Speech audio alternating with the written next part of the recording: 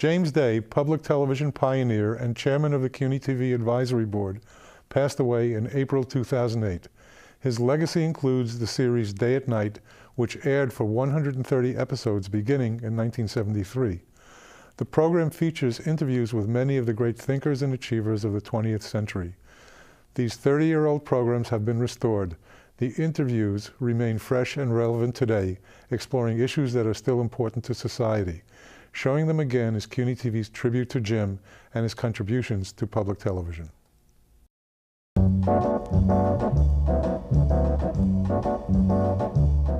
Victor Borge bills himself as the unmelancholy Dane, a description that modestly understates the laughter and joy this pianist turned comedian has brought to millions around the world.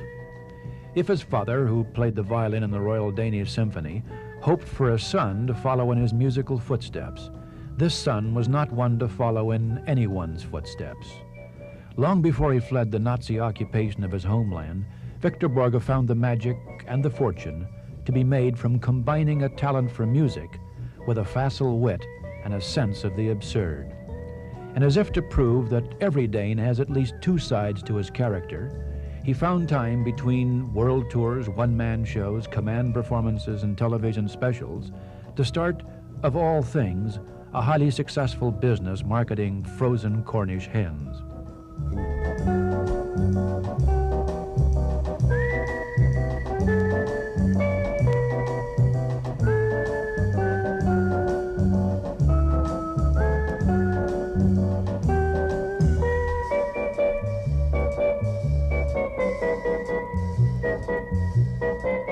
Mr. Borge, I'm going to interrupt you just a moment because I want to ask you about your one-man shows, which you've performed before all kinds of audiences all over the world. You performed before royalty and before heads of state. You mean before before we had them, or before them? No. We've Oh, I see. I want to ask you to imagine what you think it might be like if you performed your one-man show for a very select audience, made up of, let's say, Bach, Beethoven, Tchaikovsky, Brahms, Mozart, even throw Debussy in there. How do you think they would receive your show? Individually? Sitting down, I guess, first.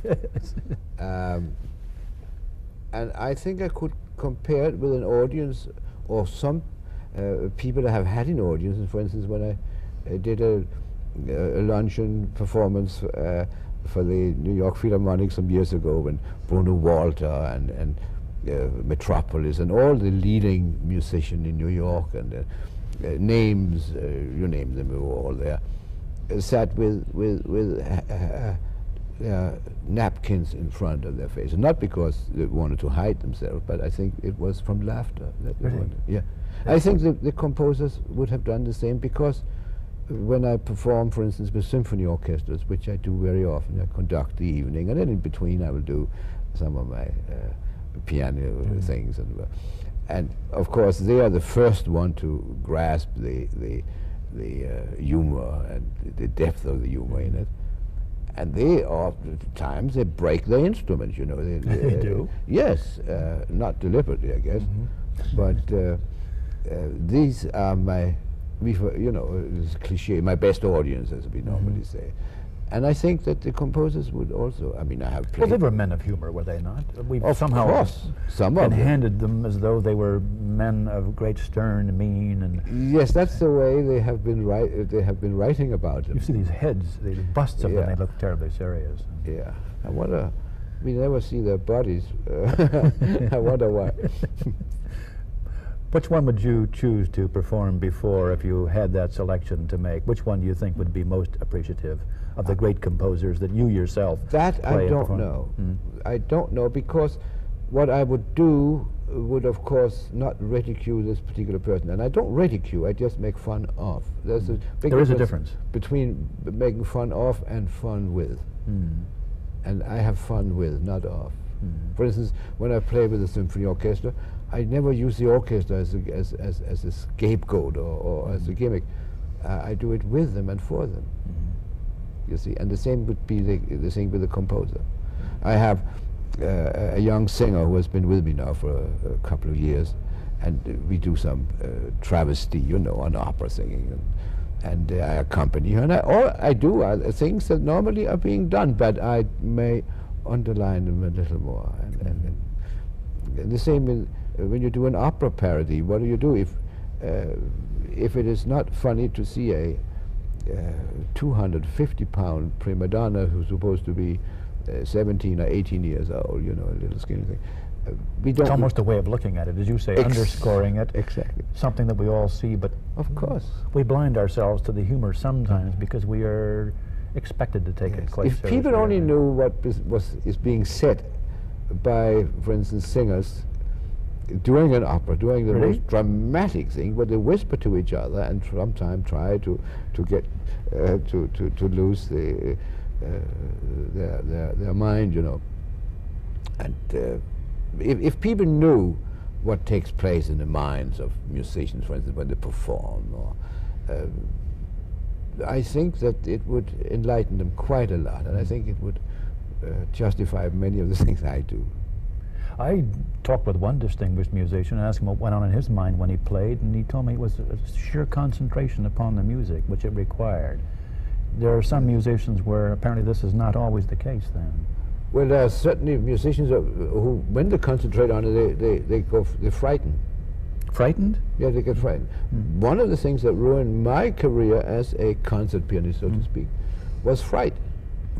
Because if I would concentrate on what comes next, or when does that cadenza now, does it begin with a C sharp or an F? I mean, it would drive me out of my mind, and I couldn't go through these things. I did it for a while, but I thought, this is going to be my future?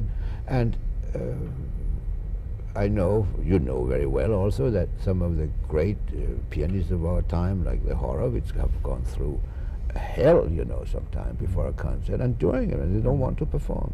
They hate it. And I think it is terrible that people have to perform, and nervousness or circumstances take away maybe 30–40% of their ability. I think that doesn't make much sense. What do you do about nervousness, or are you without nervousness? No, I'm terribly nervous, of course. Before you go on for one of your own performances? Depending, of course, what kind of performance I do. I'm thinking if I play what we call straight, and for instance, when I play with the orchestra, which I often do when I conduct it from the piano, we'll do some Gershwin, maybe the concerto in F, or we will do some special arrangement. I am terribly nervous. And nothing you can do about it. There's nothing you can do about it. Or I can do about it in that case. There's something you can do about it. I see. You began playing the piano at the age of what, 4, 5, did you not, in Copenhagen? Yes.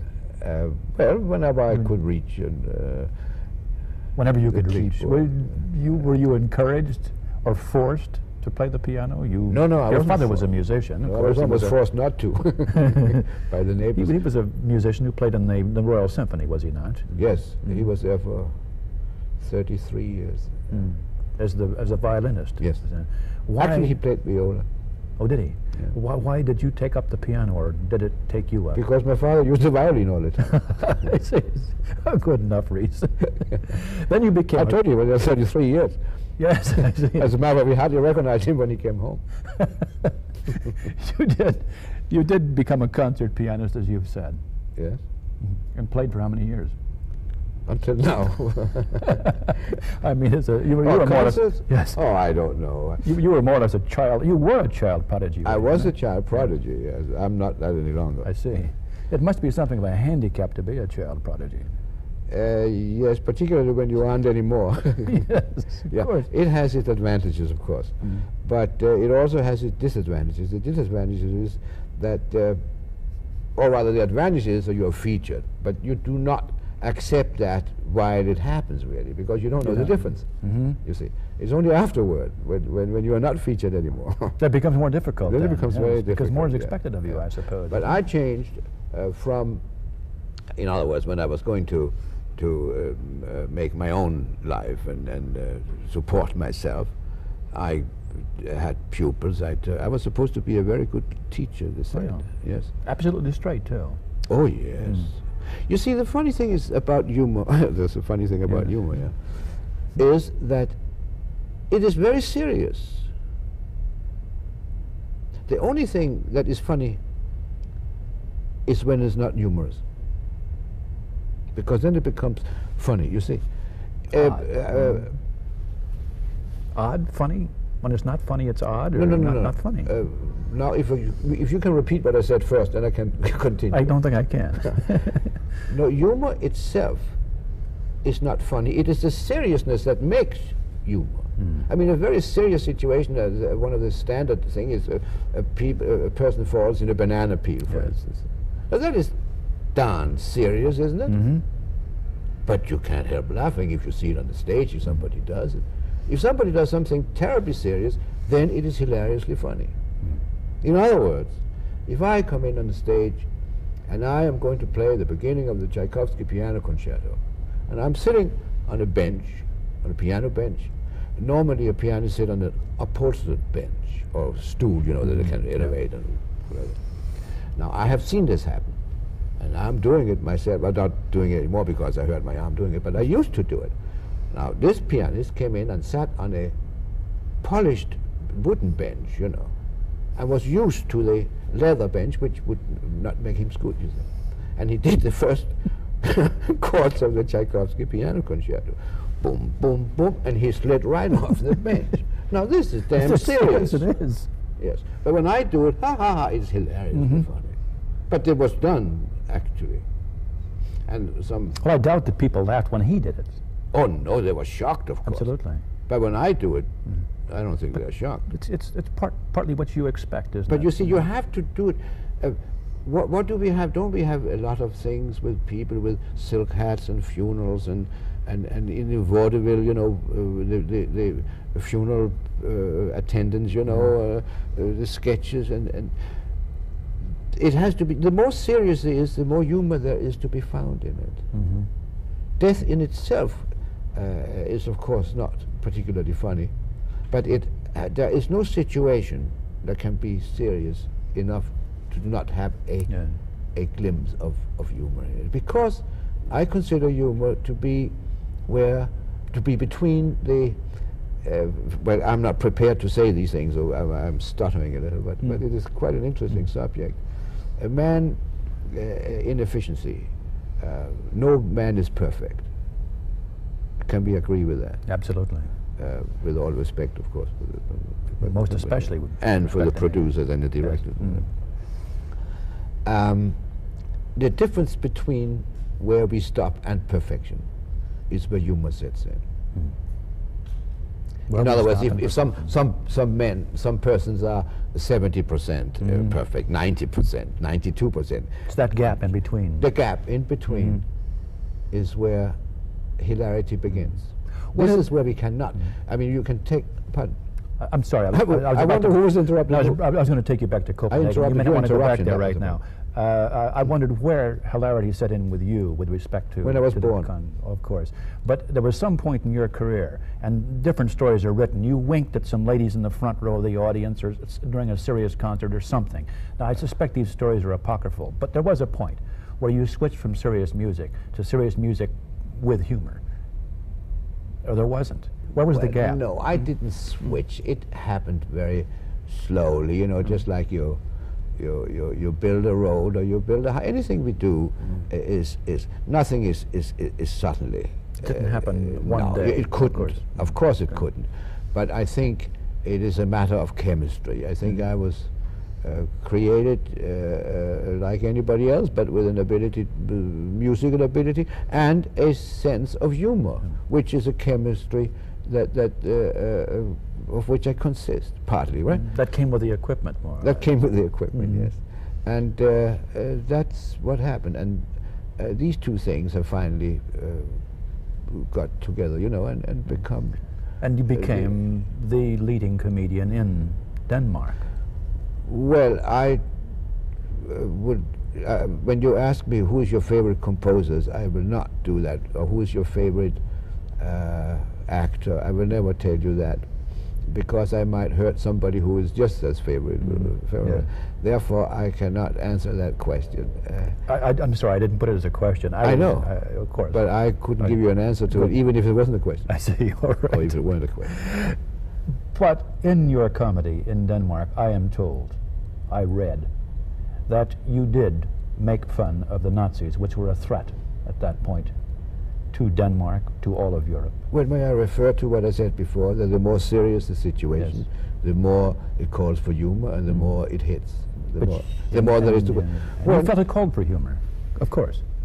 No, humor is a medium. You cannot create humor. Humor cannot be created. Humor is a medium with which you can create situations. Humor is to the humorist what the brush is to the painter and what the pen is to the poet or the composer. You create with humor. Now, depending, of course, upon the degree of artistry there is in the humorist, as it depends upon the degree of artistry there is in the composer or the painter. It can be better or it can be less good. But humor can devastate. I think it has been used many times, as you know, in politics. Churchill, Roosevelt, some of the great. The lack of humor in Stalin and Hitler has shown the results also, hasn't it? Yes. And humor can kill. You can kill people with humor. You can avoid wars. You can create wars. You can ridicule to the point that people commit suicide. I mean, all depending on how it is being used and with what strength and with what intention, you say. You can ridicule. Well, let us talk. Not to bring in the political situation, you know, that we have in the United States right now. I mean, the source for humor, for cartoons and for stickers and all kinds of things. The whole thing might be blown away with humor or with ridiculous... certainly pointing up its essential absurdity. Exactly. And the more serious the crime, the more serious the situation, the more... Again, I come back to my statement before. And humor is I remember, for instance, my father was being buried. My father was 62 when I was born, so I actually jumped a generation. Yeah, he should have waited, but I guess he couldn't. And he lived to be 85, and my mother was very much in love with him. And at the funeral, I stood and held my mother's arm, and some colleagues from the Royal Orchestra was carrying the casket, and they had played, you know, some quartet to Tchaikovsky. And my mother was, of course, gone completely. And some of the colleagues of my father were standing next to the casket there. And some of them looked terribly funny because there was a little fellow, an oboist, who had a silk hat on that was much too small. He was a little fat man. There was a terribly tall man who played the bassoon, who had a hat that was much too big for him, and it was way down over his ears. And I mean, that sight there was so hilarious. And I said to Mother, if Father could only have opened his eyes and seen this, he would have died laughing anyway. And my mother started laughing. I mean, so you see... Was your father a man who really enjoyed... Oh yes, he was very witty. Yeah. And you talked about the Nazis. You cannot fight a situation like that with words. You must have more than just words, because you can't do it scientifically. You have to have something that goes deeper than words, and that is, I think, humor. Humor is one of the things that can create things in a man or in a woman, in a person, that nothing else. It's like tickling somebody. I remember once in Denmark we had a problem. We had a tax. They wouldn't accept a regular 10% tax from my performances when I finally went to the stage and did theatrical performances, because they said it was variety or something. Concerts were 10%. If I played a concert, it was 10%. But when I did theatrical things like I do now, it would be 20%. And I went to court with it, and I insisted that all I did was exactly the same thing. When I played the piano, I would touch some muscles in you or some feelings in you that would make you either cry or feel good or feel bad, you know, or resent it. And when I talked, I would do the same thing, but probably activating other muscles or other things in your body. And why one should be 20% worth 20% and the other should be only 10%, I thought was unfair. And I won the case. You won the case? Yeah, I had to pay 20 for both. I see. No, well, I won the case. Of course, of course. The Nazi invasion of Denmark is what brought you to America, drove you to America, I suppose, but you did make your choice to come to New York, and you refer to that as the day you were born. The day I was reborn, yes. Reborn. Actually. Why did you choose America? I didn't, but the ship went here. I see, the one you got on. And I didn't have influence. As a matter of fact, if I had influence, I would still have come to America because, for two reasons. Where else could you go at that time? And that was the country to which I had my ticket. I see. And I was fortunate, of course. But earning a living here was a bit difficult in the beginning, wasn't it?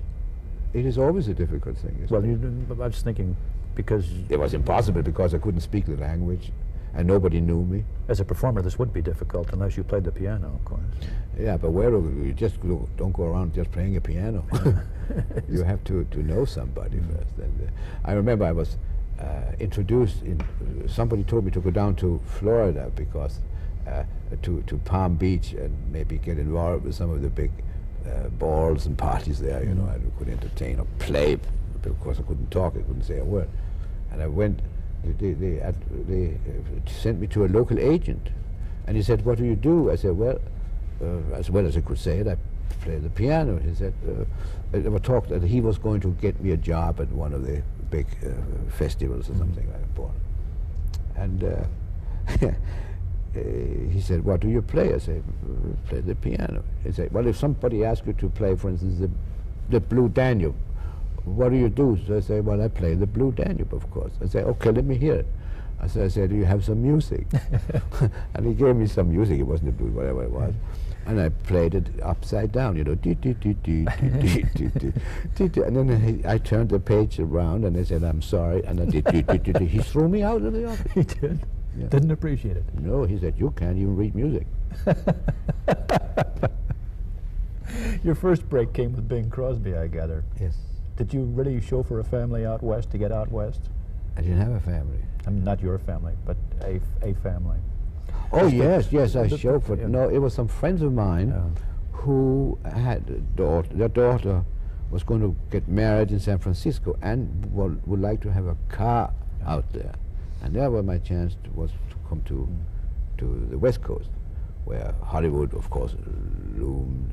And having made movies, I thought, when I get out there, that'd do it. Just wait till I get out there. I'm still waiting. You only made one movie, as a matter of fact, didn't you? That wasn't a movie, that was a catastrophe. It was. But that was High on Higher, called High on Higher, but they booked me as I was playing a Sir Victor Fitzroy Victor, an English nobleman. I could hardly speak English. How did you learn to speak English? I didn't. It's been a real asset, hasn't it? Yes. I'm still trying. I ask that, as I'm sure you know, because the research material on you indicates that you went to movies when you first landed in New York. Is that so? Yeah, I went to 42nd Street. I think for 15 cents one could sit and see 3 movies, and you could sit for 24 hours if you wanted to. And I sat sometimes for almost 24 hours because it repeated. And I could see the action with the words, and I would memorize the words and say them with the actors. And nobody would be disturbed because of hardly anybody else in the theater. And that was... I don't think I learned actually to speak English, but it helped a lot. You must have learned a lot of other things as well. I sure did. Were they useful? Well, I tried some of them, but for instance, once I would pass a pretty girl in the street and say, hi, babe. She must have seen the same movie because she said, scram bum or something like that. Also there. I've read that you're a perfectionist, that you really feel well only when you know you've done extremely well, and you get depressed if you don't feel that you've done your best. Is that so? No, it is not exactly so. I don't think it's a matter of feeling that you have done your best, because once you do that, then there is nothing like your best. If you have done your best, there's nothing left over. There should be something left over. There should be something left Always over. something. That doesn't mean you shouldn't try to do what the situation calls for, but I think that if one has done one's best, one has finished somehow, you know. It might be a little deep, it might be a little out of context of what we are really talking about. Maybe I mean it's like walking off the different. stage and saying, that's life, I've done it. Yes. I've done my best and there's I nothing have left. never been completely satisfied with anything I have done, in spite of the fact I have been encouraged, let me put it that way. Yes. For instance, if I improvise, I have never improvised to the extent that I have said myself, this was marvelous, but I have said, this was nice, this was, but had I only done such and such, it would have been. You know, I always have that little thing left over. And I also have a feeling, for instance, very gratified feeling when I finish a performance and some of the people come afterwards or later to say, I wish you had played some more, or I wish they had lasted longer, or I wish they had something. It's a great satisfaction to know that somebody want more of whatever you have to offer. Yes. And granted, there are people probably who say we didn't want any of it, but I mean, that's their own fault. They should have been there in the first place. But it is like if you drive an automobile that can go 140 miles, good to know, you know, but you don't drive 140 miles. You have that excess, you have a little extra, and it's good to know that you could possibly do better next time. Or there's something that could always be improved. I'm very sensitive with letters, for instance. I often take much too much time to write a good letter. I'm very fond of good letters because I think that the way we express ourselves in the letter mirror ourselves and our many things that otherwise doesn't come to the fore. But in the letter, many people contradict themselves, actually. You know what they mean, I think. Like, for instance, a letter from a lady who said to me, she said she had such a marvelous time at the show, and she hadn't laughed so hard since her husband died. Now, of course, we know. I couldn't write a thing. You know like what that. she meant. Of course I know what she, and it was very sweet. And, but saying precisely what you do mean is a great satisfaction. Exactly. When I read the letter over again, and I finally sign it, and I say, this I could have said a little better. That, in other words, I'm very critical, particularly with myself. But I forgive easily. Thank you very much, Mr. Borge.